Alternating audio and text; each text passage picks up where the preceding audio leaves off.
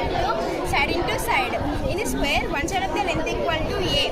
One side of the length equal to a means remaining three sides also length a. A into a into a into a.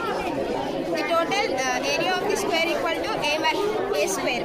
And she explained another one b part. Length of the square equal to a, then breadth of the square equal to b. And next we will take another part of the square. Area of the square equal to side into side. Length of the square, one side of the length equal to b.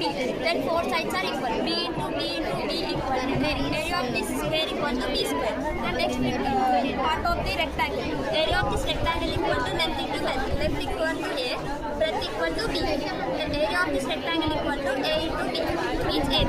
Remaining part she will explain. And then take next another part of the square rectangle. In this rectangle, opposite sides are equal.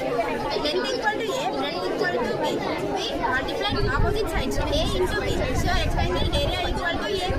These both are equal. AB, this area equal to ab and ab. We add to ab. And we find the square of this side. This total square of this one side of the length equal to a, and in this part of the rectangle breadth equal to b. We subtract a minus b.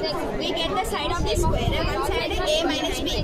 And in this square, one side of the a minus b, and remaining sides also a minus b. So the square area equal to a minus b whole square. A minus b whole square equal to a square minus b square plus 2a.